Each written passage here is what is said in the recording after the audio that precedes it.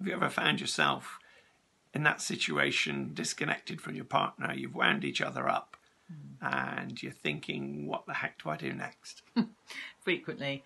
We're Guy and Tania, G&T, as we're known. We're part of Hope Church and we work as couples coaches here in Bristol. And this is the third in the series, Building Bridges, Not Barriers. I'm glad you said that right this time. And so we're going to be focusing in this video blog on what do you do when it's all gone pear-shaped and you've wound each other up. How do you get out of it? And as ever, we'd like to share one of our stories. So this time we'd looked after some friends' children for several days, I think, and they gave us some tickets to the cinema, which was a big deal for us back then with 4 children and cinema tickets being expensive.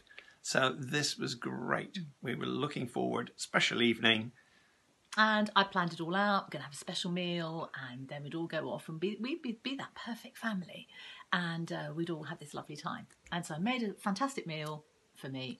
And Guy didn't come home. And so we all finished the meal. By the time he came home, I was washing up really, really loudly because I was really angry. So I came home, wasn't able to say anything or phone ahead.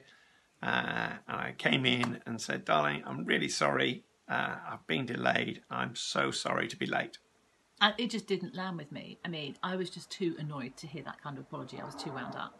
So finally I get in the car. The children are all very aware that there's something going on. And the eldest, who was then 15, said, so is that, what was all that about between you two? I briefly summarised what had happened. And he said, so is it resolved? I said, no, it's not resolved. And he just said, well, there's no way we can go out and have a nice evening and go to the cinema if it's unresolved. So he said, Dad, he said, perhaps you, although you've apologised to Mum, it sounds like she doesn't really feel like she's been understood. So perhaps you could try again. So I went over the ground again and said, this is what happened and this is how I guess you're feeling. You cooked a nice meal. I didn't come home. I didn't phone. And you were feeling pretty upset and feeling like I didn't care. And that must have been pretty horrid after you've gone to all that trouble to make such a nice meal.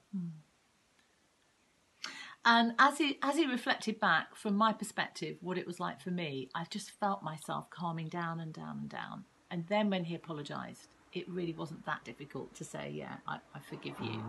And our son helpfully said, you know, is it sorted now? And I said, yes. And he said, can I have an extra ice cream for being a marriage saver?